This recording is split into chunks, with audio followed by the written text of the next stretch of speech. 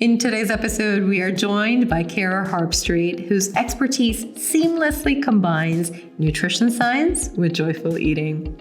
Join us as we explore her commitment to simplifying health messages and fostering positive relationships with food. Discover how she encourages rediscovering joy in eating without unnecessary restrictions.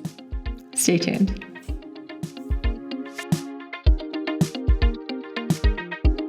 Cara Harbstreet is a Kansas City-based registered dietitian working in private practice and nutrition communications.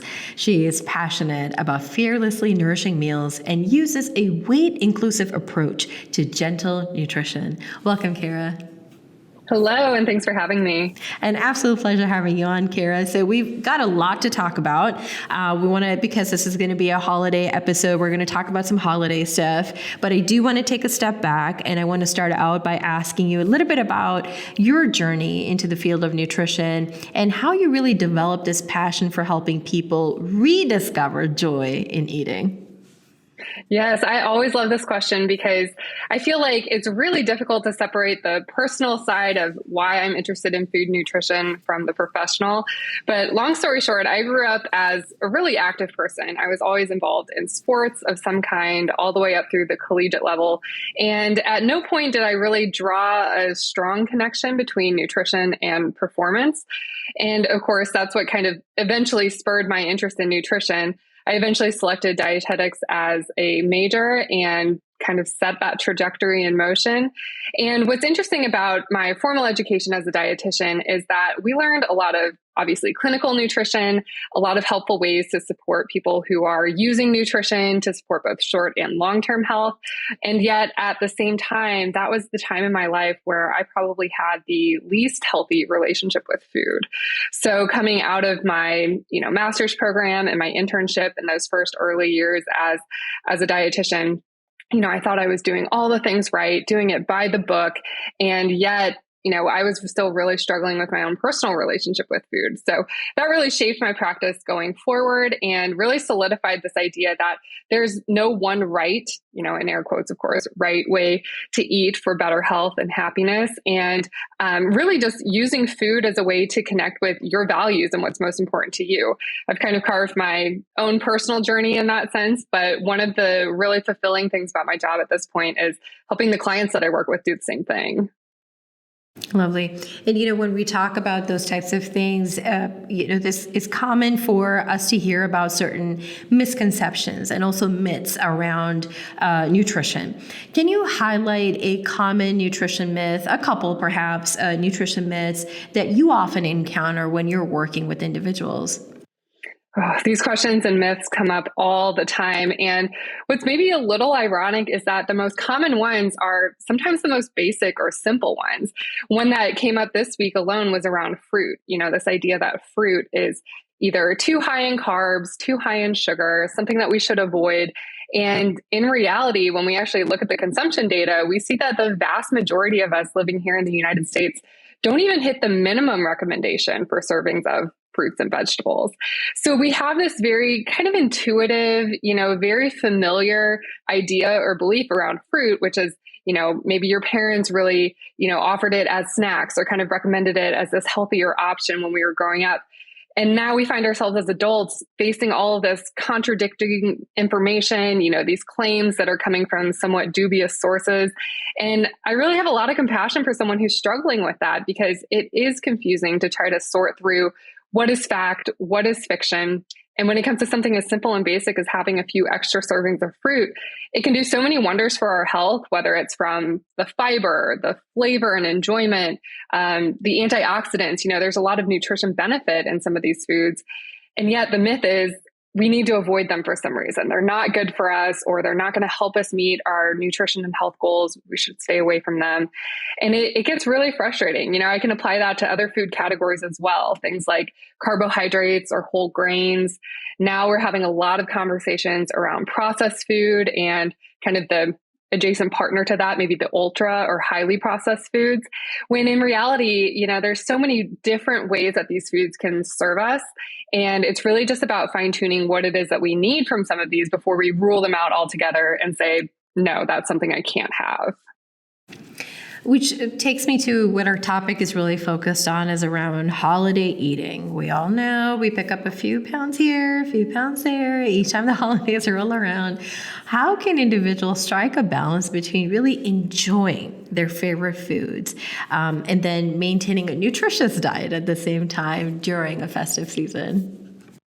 Well, you mentioned a couple of things that really stand out. I think the first one is balance, but then also enjoyment. And we sometimes think of these things as opposing forces, when in reality, I believe they're more like two sides of the same coin. When we go into the holidays, you're absolutely right. There is this abundance of foods that we maybe don't enjoy during other times of the year. And there's something special about them. Oftentimes they're family favorites, or they have this nostalgia component. And we really get excited. We look forward to having these things because we know, all right, we've been looking forward to this for months and months. The time is finally here. And what I find funny is that, this idea of balance seems to be, okay, well, I need to balance out these more maybe indulgent or rich types of foods with maybe more exercise. I call that earn and burn mentality, where we have to earn the right or the permission to enjoy these foods. The idea of balance can also sometimes be, well, everything in moderation. I'm just going to, try everything available regardless of whether or not I like it. And one of the principles of intuitive eating that I love to remind people about is the satisfaction factor. So if you're approaching the holidays and maybe thinking about what you might try differently this year, I would really encourage you to tune into your food preferences. Try to think about what it is you enjoy most. I have a feeling there's probably items that maybe are offered to you or you feel pressure to partake. Sometimes even obligation comes up, especially around family members and those family dynamics. And if it's something where you don't truly enjoy that food, or it leaves you feeling less than your best, maybe it's an opportunity to kind of say, hey, maybe balance this year looks like saying no to something so that I can really focus on enjoying the ones that I like the best. I love that. And then coming back to sort of the myths question, are there any specific holiday related nutrition myths that you find particularly prevalent this time of the year? And how can people navigate them? Yes, I think one of the most common ones that I hear as far as myths has to do more around drinking versus eating. I think this is sometimes overlooked because we tend to focus on maybe what's on our plate. But the reality is, you attend a holiday party, or you get invited to, an after work event, or whatever the case may be. And there's most likely going to be some type of alcoholic beverage, maybe just something that's really rich and seasonal, like, I'm thinking of eggnog or something similar. And I think one of the myths is that you shouldn't drink your calories, or that you should avoid any source of, sugar or energy that comes in that liquid form. And I would say this also applies throughout the rest of the year as well, but I think it really intensifies during the holiday because, like we said earlier, some of these things are so seasonal. We're not probably drinking a lot of eggnog in the middle of the summertime. So I think that's a myth because, again, by allowing some permission to enjoy that, if that's one of your favorite things about the holiday or something that you're really excited and looking forward to, then it may be one of those things where you go ahead and have it. And the difference being the mindset or the approach that you take, rather than saying this is all or nothing, I've got to get it in while I can, I'm going to overdo it before I rebound and go back to restricting it the rest of the year. Allowing that kind of takes it off of the pedestal in a sense. We've kind of, taken it down from this really highly relegated space and said, it's actually very normal. This is not something that we have to make a big to-do about. It's just very normalized to have the amount that we feel is most satisfying. And what's interesting about that, we kind of have this pleasure peak, and that often happens within maybe the first few bites or the first few sips of whatever that food or drink item is. So one of the ways you can kind of test the waters here is to maybe start with a smaller portion or just take kind of a sample size. And then you can always check in with yourself and just ask, was that satisfying? Like, did I really get the amount of pleasure and enjoyment from that bite or that sip that I was hoping for? If the answer is yes, great. You can move on and turn your focus to other things. But if not, it still opens that opportunity for you to go back and have more if that's something you choose to do. And what I'm hearing you talk about there is really around intuitive eating. And, we've had several times, Cara now had dietitians come on and talk about the importance of this intuitive eating. And in fact, you have a cookbook out, Healthy Eating for Life, that emphasizes intuitive eating. How does this approach really help individuals during the holiday season in particular, when it's like, well, maybe I can, sort of put some of those things that I know of on the back burner and just sort of indulge? How can one sort of strike that balance when there's often a focus on indulgent foods? Yes, that framework has been so useful, again, not just from a professional sense, which I use in my work as a dietitian, but also personally in my relationship with food. So if you're not already familiar with intuitive eating, or maybe being introduced to this framework for the first time, it's not just this idea of, okay, I'll eat when I'm hungry and stop when I'm full, or, everything is allowable, everything in moderation. I think those are two of the most common things I hear. This framework is actually a set of 10 different principles, and it was developed in tandem by a pair of dietitians in the 1990s. So it's been around for decades at this point, but is finally gaining some traction.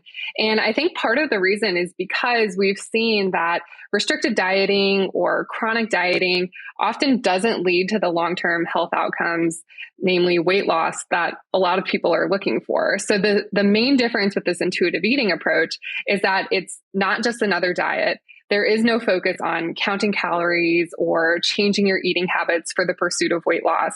Again, within those 10 principles, we have things like honoring your hunger and making peace with food, finding the satisfaction factor. And then the 10th and final principle is gentle nutrition, because as I mentioned, this was developed by a pair of dietitians. So we're not denying the fact that there are nutritional differences between certain foods. And we certainly see that at play during the holiday season, but there is no moral difference between these foods. So eating quote unquote well or healthy doesn't necessarily make you a better person, but because our belief system is so attached to diet culture, it really frames this idea of needing to restrict, needing to pursue weight loss, needing to always perform this model of health. And if we're doing anything other than that, we often absorb a lot of shame and guilt into our belief system around food. So I really love using this approach. And you're right, I had a great opportunity to author this workbook that really guides people through some of the questions that, there's no right or wrong answer. As we said earlier, it's really just whatever is coming to the surface for you at that time. And so these journaling prompts or these different activities within the workbook can really be helpful for just getting more clear on what your values are around food and eating, which I find for a lot of people, myself included, until I was introduced to this approach, is something I never really thought of. Mm-hmm. And I would be remiss if I didn't ask for a favorite, perhaps holiday recipe that you can share with us that again embodies both the joy of, sort of enjoying your food and also nutritional value.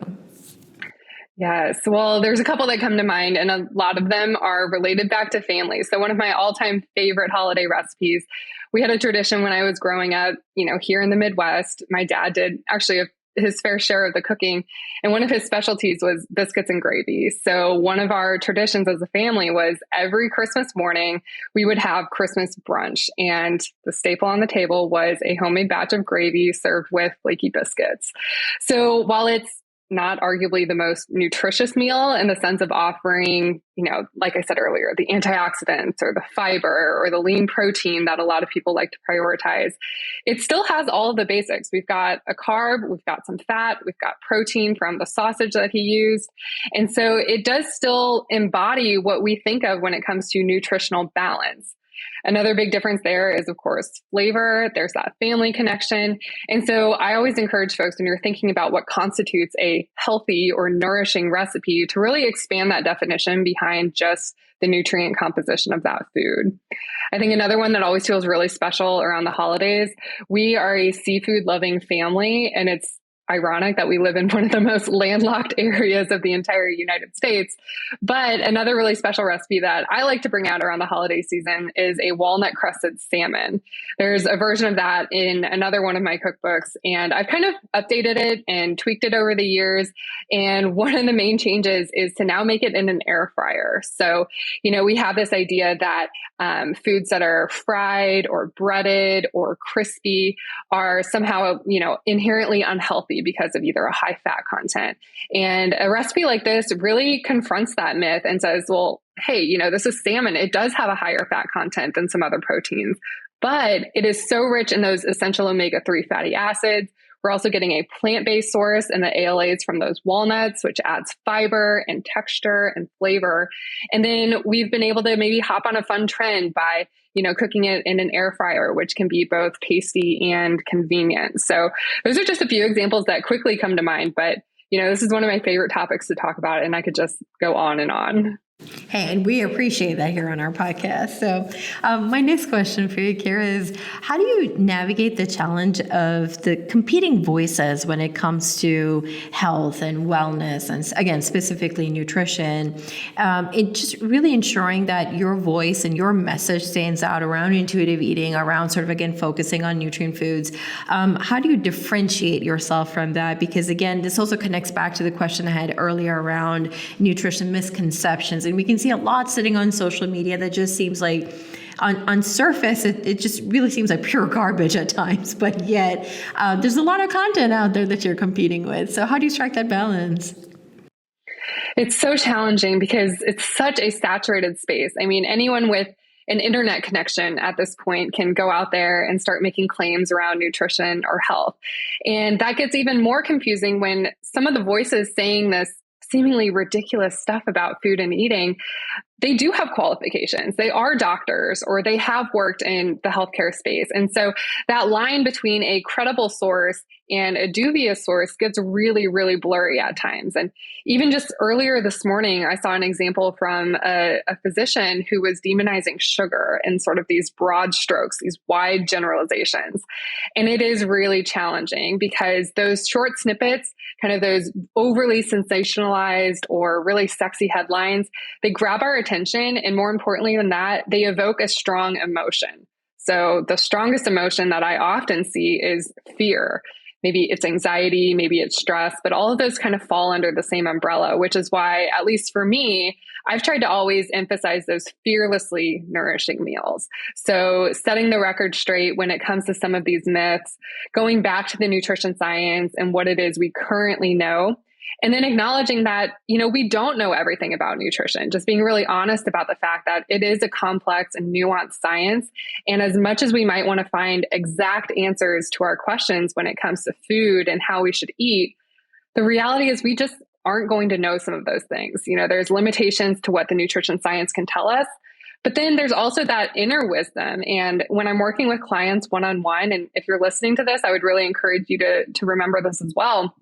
We have this embodied knowledge that we develop over the years. We've got experiences that we can draw on. We can look back and remember, okay, what was I doing when I felt my best? Or, what other factors were at play that interfered with my ability to nourish and feed myself the way I wanted to?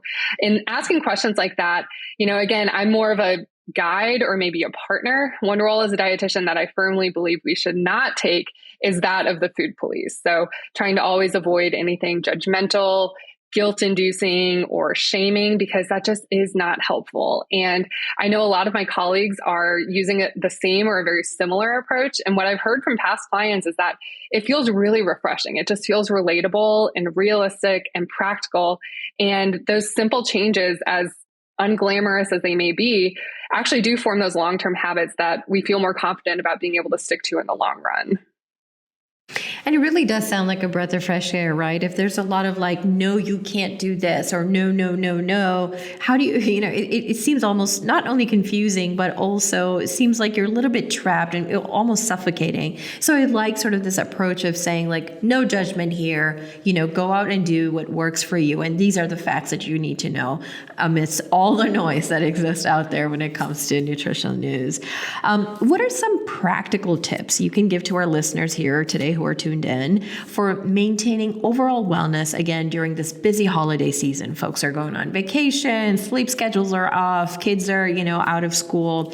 What are some next steps you can give to our listeners today? Yeah, so it's such a good way to kind of build to, again, the practical reality of, okay, what is it that we can really do and have it make a difference? I think sleep, you mentioned these busy schedules, kind of this travel mode. All of these things really do impact our sleep schedules. And, it's not directly tied to food and eating, but in an indirect sense, it really does impact things like appetite or, just how hungry or satisfied we feel. I find that especially this time of year when it's getting dark so early, that this can really throw off kind of that cycle of when you feel the most energized or focused during the day. So one of the practical tips I can offer is within reason or within what your lifestyle will allow to maybe look at how you just shift the order of your habits. This might look like, okay, in the morning when the sun is up, maybe I'll prep a few veggies ahead for dinner. Or, in the evening when it's dark and I'm inside the house, maybe I look to maybe changing up my workout routine and finding something I can do from the comfort of my living room instead of trying to navigate icy roads or head to the gym. These are little things that I can't really offer direct advice for because without knowing everyone's individual situation, that's really tough to do. But I would say, just letting go of that rigidity of saying, well, this is the way I've always done things, or even that more, kind of spicy word of should. This is the way I should do things. If we can let go of that rigidity around the way that we think it should look, all of a sudden we've created a lot more flexibility and we can roll with the punches during the holiday season. You might be the one traveling or you might be the one hosting. And either way, it can feel chaotic and you can just feel really out of your element. So another practical tip I can offer is to come back to some of the things that feel routine for you. We sometimes will use the phrase habit stacking, which is kind of building habits on top of existing ones. So if you have a habit around maybe a nighttime routine or a certain exercise class that you love to go to, maybe looking at what other habits you can build around those existing ones that can help sort of anchor you in this time of, flux when, again, everyone's schedule is kind of at the mercy of the season. Absolutely. And we're almost toward the end of the episode this time, Cara, but before we go into my last question, if you have to give us like 2 habits to remember during this holiday season, just 2, nothing, not a lot, small things that we can do. Just pick two of them that you can tell us to do. Yeah, I think one habit that I could use a reminder for myself is around hydration. We talked about drinks earlier where it's so easy to forget, again, just the basics of, having that glass of water with you. This time of year, it's so easy to inadvertently skip over the water in favor of other things. But that is one simple thing that I find is so helpful and have gotten that same feedback from clients. Another one that I personally find really helpful that I like to recommend is to keep in mind some of the more convenient options. So this habit really has more to do with, again, an existing habit, which is grocery shopping or sourcing whatever it is that you cook at home. But the habit change that I would offer is to keep in mind some of the more shelf stable or less perishable things, because again, we never know when a last minute invite is going to come up or we need to scramble and prepare something on the fly.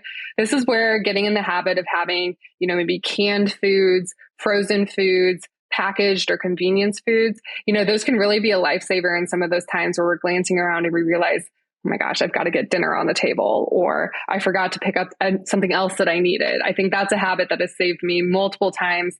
And again, we kind of think that fresh is best or that everything has to be cooked homemade from scratch. But building that habit has, again, just eased the stress and anxiety of prepping food at home. Love it. So this holiday season, to our listeners, give yourself grace.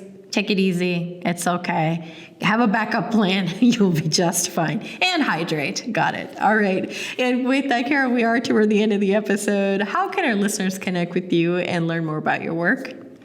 I would love to hear from you if you're listening. So you can find my work online. My blog is streetsmartnutrition.com. I'm also very active on all the different social platforms at StreetSmartRD. And then we're also on YouTube. So if you prefer that video format or just want some longer content to listen to in the background, that's another way you can find my work online. Lovely. With that, Cara, it was such a pleasure having you on. To our listeners, thank you also to you for tuning into another episode of the Yumlish podcast. And at this time, we want you to head over to social media, head over to Facebook, Instagram, and answer the simple question. Have you encountered a holiday-related nutrition myth that seemed particularly misleading? If you're not 100% sure, that's okay. Go ahead and again, head over to our social media at Yumlish on Facebook, on Instagram. Find this podcast post, comment below to again tell us, have you ever encountered a holiday-related nutrition myth that seemed particularly misleading? We will continue the conversation there. With that, Cara, thank you so much for joining us on this special episode. Thank you so much. All right, y'all. Until next time.